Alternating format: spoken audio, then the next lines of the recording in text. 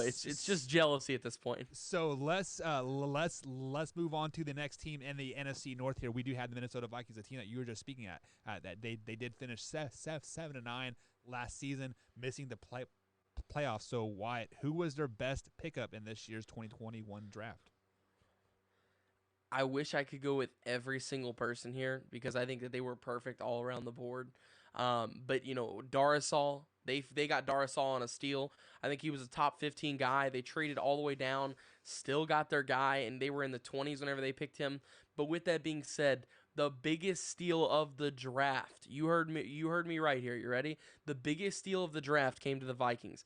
Third round pick for them. Wyatt Davis, offensive guard of Ohio State. This guy was projected a first-round pick in many mock drafts. At worst, a second rounder. He is extremely good on the offensive line. He's got great leadership capabilities. He is going to stack that offensive line right out of the gate. And he had a great career at Ohio State. He was like all Big Ten. I think got all honorable mention for All American, something like that. Was awesome. And our guy Zen actually got to meet him and said that he was really cool as well. So Wyatt Davis going all the way in the third round. I'm telling you right now, steal of the draft right there. Wyatt Davis is going to be awesome for the Vikings. Alrighty, Tori Anderson. I always want to call you Tori Wilson. Just get hot, and then we'll be okay, Tori. And female, right? So, who is the best pick here for the Vikings? So I'm agree with Wyatt. So Wyatt Davis falling to the third round is absolutely ridiculous. Yeah. They needed offensive line help, and they picked it up in the first round, and then they hit it out of the park again in the third round with Wyatt Davis. How he was still sitting there after the second round, No clue. I do not know. There is literally no excuse for why he should have been there. But yeah, so Wyatt Davis is probably going to be a perennial Pro Bowl player.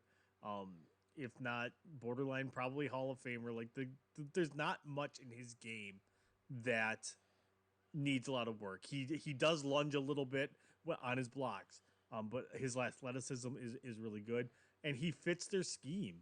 He fits their blocking scheme. So that's, as we know, as specialized as things are these days, you have to look at guys that fit your system.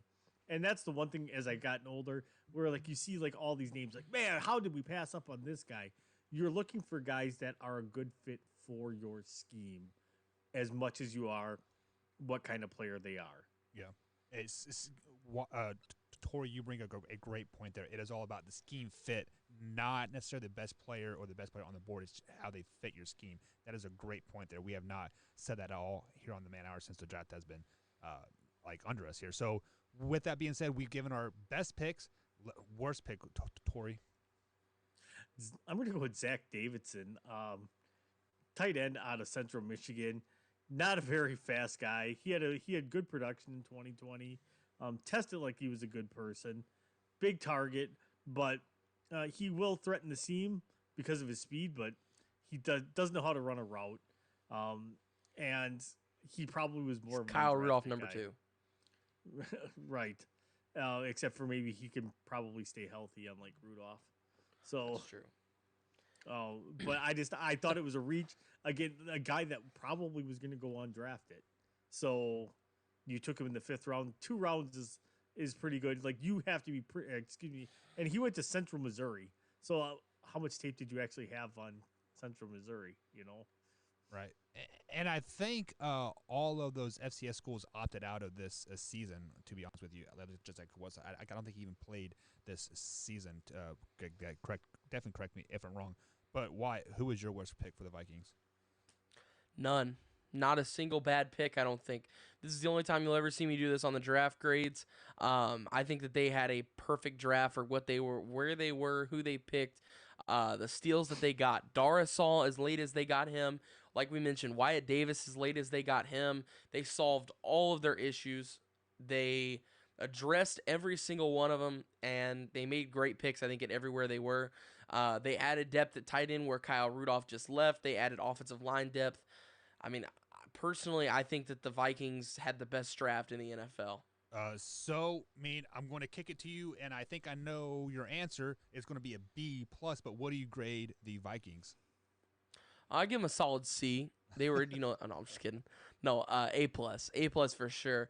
Like I said, they solved everything they needed. They answered all the questions they needed. They got steals on guys too. They traded down in the draft, accumulated some more picks, and still got their guy in Darasol, who I had them drafting, where they were sitting at originally, at I believe what was 14. So they traded back into the 20s, and got some picks, accumulated some stuff as they moved back, and then addressed Darasol, which I don't know how Darasol fell. I thought ultimately they were going to end up with Elijah Vera Tucker or Tevin Jenkins, but hey, Darasol was still there. Darasol goes to him, so big shout out to them for getting him, as well as Wyatt Davis from Ohio State. That's a first round guard that you just got in the third round. I mean, that's Yeah. huge. That is huge, huge. And because he's a third rounder, he doesn't take up much salary cap, not as much as he would have been for a first rounder. So I mean, I think they did perfect in this. I really don't think that they could have done any better.